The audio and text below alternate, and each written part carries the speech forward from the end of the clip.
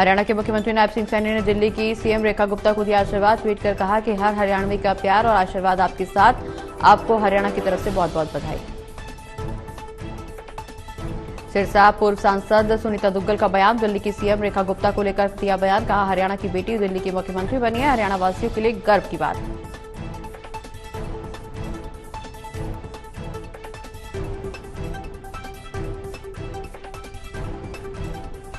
सुनीता दुग्गल ने कहा, दिल्ली की पहले भी हरियाणा की बेटी सुषमा स्वराज मुख्यमंत्री रही हैं। दिल्ली हरियाणा के चारों तरफ घिरी हुई है। हरियाणा के नेताओं और कार्यकर्ताओं की मेहनत रंग लाई। सुनीता दुग्गल ने केजरीवाल का किया घेराव। कहा, केजरीवाल ने हरियाणा पर यमुना नदी को लेकर गलत आरोप लगाया, जिसका उन्हें नुकसान पहुंचा।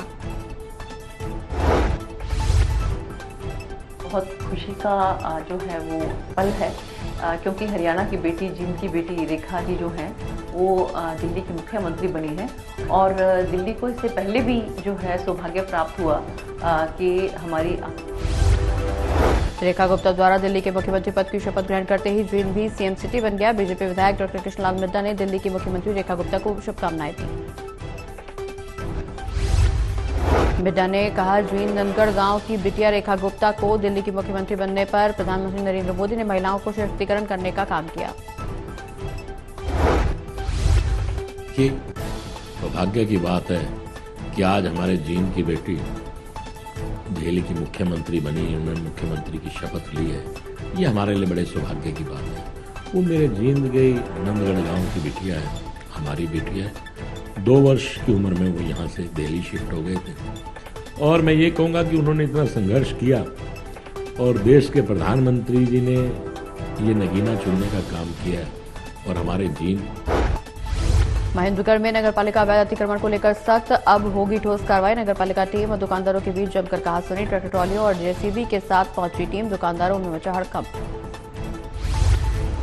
नगरपालिका की ओर से शुरू किए गए अतिक्रमण हटाओ अभियान में तेजी से कार्रवाई करते हुए दुकानों के बाहर लगाए गए टीन शेड और अवैध अतिक्रमण को हटाया गया।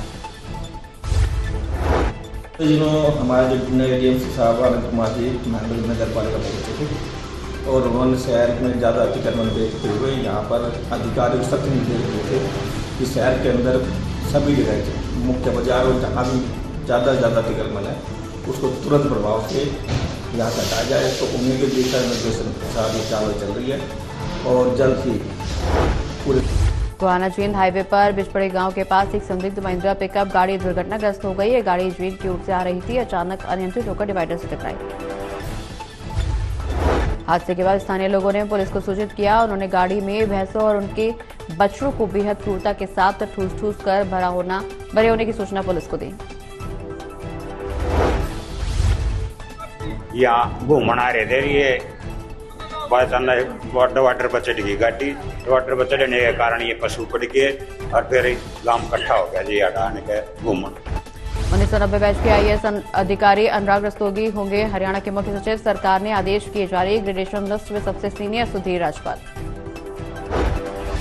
हरियाणा के नारनौल में एक पंजाबी और चीनी व्यापारी के यहां इनकम टैक्स की रेड। व्यापारी कई दिनों से शहर में नहीं। आईटी पंचकुला की टीम ने उनके नए मंडी के प्रतिष्ठान पर भी छापेमारी की। इसके बाद मोहल्ला गुरुनानकपुरा में भी छापेमारी की। शहर थाना पुलिस ने भी पहुंची और सुरक्षा व्यवस्था की बात टीम से की। आयकर विभाग की टीमों ने तेल मिल और कमीशन एजेंट के ठिकानों पर छापेमारी की। बताया जा रहा है कि फर्जी बिलिंग की शिकायत पर टीमों द्वारा छापेमारी की गई।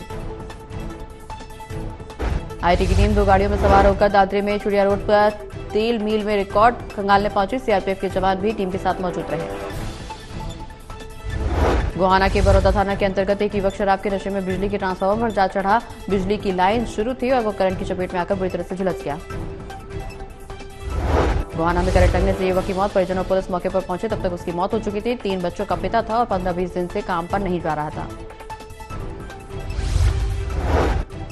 सर 112 पर कॉल आई थी। एक अमित स्नोप अंग्रेज नाम का लड़का शराब के नशे में बिजली ट्रांसफार्मर पर चढ़ गया, जो करंट लगे।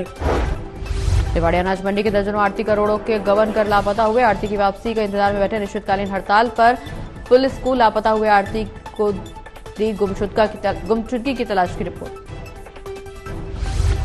रेवाड़ी अनाज मंडी के दर्जनों व्यापारी इसी मंडी में एक आड़ती के हाथों करोड़ रुपए की धोखाधड़ी के शिकार हुए, जिसे लेकर उन्होंने पुलिस को लापता हुए आड़ती की गुमशुदगी की शिकायत दी।